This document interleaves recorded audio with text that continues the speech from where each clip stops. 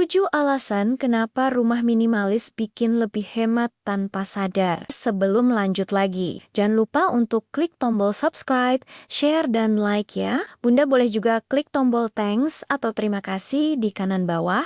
Oh iya, kalau Bunda punya usul atau ide tema video berikutnya, langsung aja komen di bawah ya. Makasih.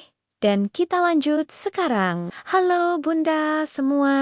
Pernah nggak sih Bunda ngerasa uang kok cepet banget habis? Padahal belanja rasanya biasa aja, enggak heboh, enggak jajan tiap hari juga. Tapi kok dompet tetap ngos-ngosan tiap akhir bulan. Aku yakin banyak yang sambil nonton ini sambil ngangguk kecil dan bilang dalam hati, ih, ini gue banget. Rasanya pengeluaran tuh bocor halus, enggak kelihatan tapi kerasa. Buka rekening deg-degan, buka dompet langsung tarik napas panjang. Aku juga dulu gitu. Sampai akhirnya aku sadar, ternyata yang bikin boros itu bukan cuma diskon, tapi rumah kita sendiri. Iya, rumah, bukan marketplace, bukan kurir, bukan juga iklan live yang muncul pas kita lagi capek-capeknya. Rumah yang kelihatannya diam aja, ternyata punya pengaruh besar ke cara kita ngeluarin uang, ke emosi, dan ke keputusan kecil sehari-hari yang efeknya panjang. Aku mau curhat dikit ya Bunda, sambil ngobrol santai aja. Karena ini kejadian di banyak rumah, termasuk rumahku dulu.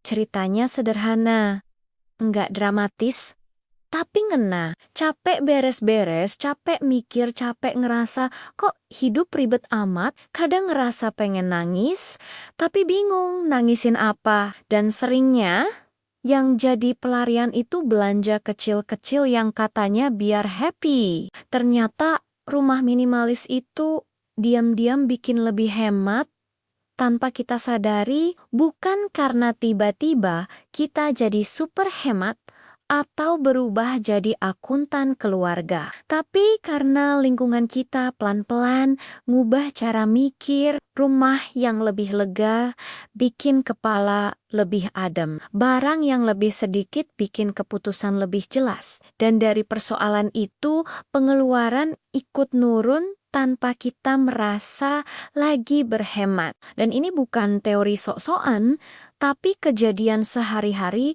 yang relate banget. Kejadian pas lagi nyari barang dan langsung ketemu. Kejadian pas mau beli sesuatu, tapi berhenti sebentar, mikir. Kejadian pas duduk di ruang tamu dan ngerasa, kok rasanya tenang ya. Hal-hal kecil yang kelihatannya sepele, tapi kalau dikumpulin, efeknya ke dompet lumayan banget Bunda. Makanya di video ini aku pengen cerita pelan-pelan.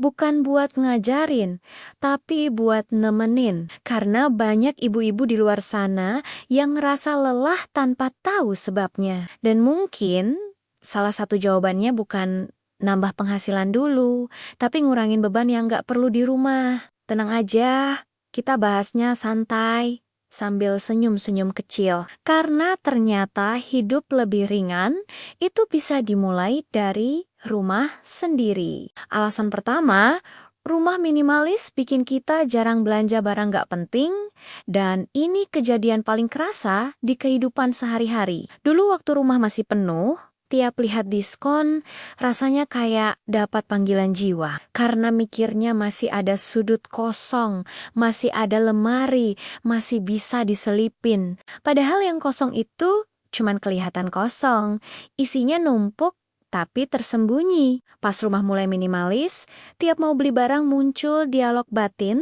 yang lumayan nyentil. Ini mau ditaruh di mana ya?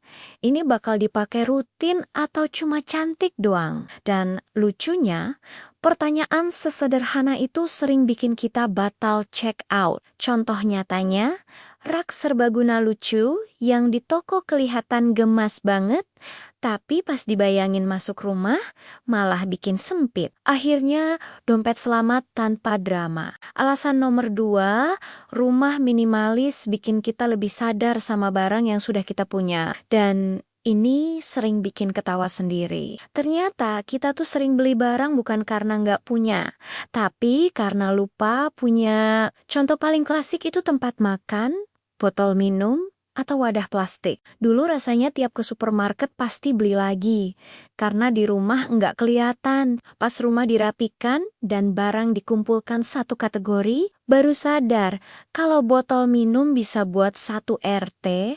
Dari situ muncul rasa malu sendiri, kok dulu gampang banget keluar uang buat barang yang sebenarnya sudah ada. Sejak itu, belanja jadi lebih sadar dan lebih jarang impulsif. Alasan nomor 3, rumah minimalis mengurangi stres. Dan ini penting banget karena stres itu mahal, Bunda. Rumah berantakan bikin kepala penuh,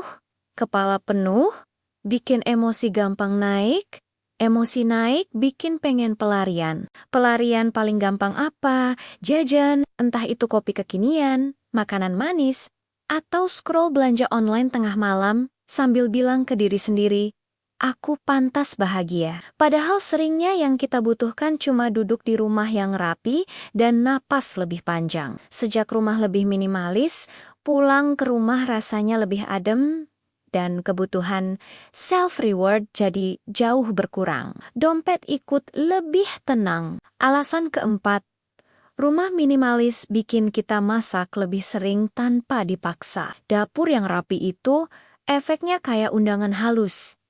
Bukan teriak-teriak, tapi ngajak. Beda sama dapur berantakan, yang rasanya baru lihat aja sudah capek duluan. Kalau dapur bersih dan alat masak mudah dijangkau, masak simple pun jadi nggak terasa berat. Contoh nyatanya, masak telur dan sayur bening yang dulu kelihatan ribet, sekarang jadi pilihan pertama. Dan dari situ pengeluaran pesan makanan pelan-pelan turun. Kelihatannya sepele, tapi kalau dihitung sebulan, lumayan banget. Alasan nomor 5, rumah minimalis bikin anak lebih tertib dan lebih menghargai barang. Dan ini efeknya ke pengeluaran juga besar. Anak yang punya terlalu banyak mainan justru sering bingung mau main apa, akhirnya minta beli lagi. Tapi saat mainan dibatasi dan rumah lebih lapang, anak jadi lebih fokus, lebih kreatif, dan lebih bertanggung jawab. Mainan diberesin lagi, dipakai lagi, dan nggak cepat minta yang baru. Dari situ orang tua juga lebih jarang tergoda beli mainan cuma karena kasihan atau ikut tren. Rumah lebih tenang, dompet juga ikut aman. Alasan nomor 6, rumah minimalis bikin kita nggak gampang kebawa tren.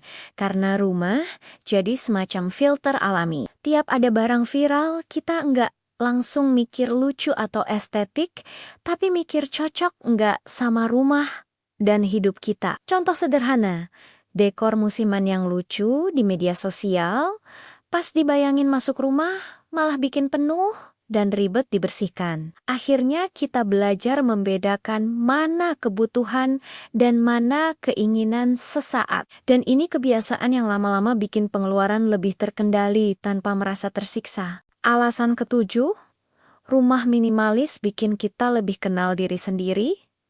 Dan ini alasan paling dalam. Saat barang berkurang, kita jadi lebih jujur sama diri sendiri tentang apa yang benar-benar penting. Kita nggak lagi belanja demi gengsi, demi kelihatan sibuk, atau demi validasi. Pengeluaran jadi lebih terarah karena sesuai nilai hidup kita. Rumah bukan cuma tempat tinggal, tapi pengingat harian untuk hidup lebih sadar. Dan dari kesadaran itu, hemat datang bukan karena dipaksa, tapi karena kita memang nggak butuh banyak hal untuk merasa cukup. Dan pada akhirnya, ternyata rumah minimalis bukan soal gaya hidup yang kelihatan keren dari luar, tapi soal kesadaran kecil yang pelan-pelan membentuk cara kita mengambil keputusan setiap hari. Mulai dari menahan diri saat ingin belanja, lebih menghargai apa yang sudah dimiliki, sampai memahami bahwa ketenangan itu seringkali datang dari kesederhanaan, bukan dari menambah barang baru. Saat rumah terasa lebih ringan, pikiran ikut lebih jernih. Dan dari situ kita belajar bahwa hidup hemat bukan karena terpaksa, tapi karena kita tahu apa yang benar-benar dibutuhkan. Dan kabar baiknya Bunda, semua ini bukan sesuatu yang berat atau harus sempurna, tapi bisa dimulai dari langkah kecil hari ini juga. Satu sudut rumah, satu kebiasaan, satu keputusan. Sadar, Bunda mampu menciptakan rumah yang menenangkan, hidup yang lebih terarah, dan perasaan cukup yang gak tergantung pada belanja atau tren, karena pelan-pelan dari rumah yang lebih sederhana, Bunda sedang membangun versi diri yang lebih kuat, lebih tenang, dan lebih percaya diri menjalani hari-hari. Terima kasih sudah menemani sampai akhir. Sampai ketemu lagi di episode berikutnya. Salam semangat, Bunda semua.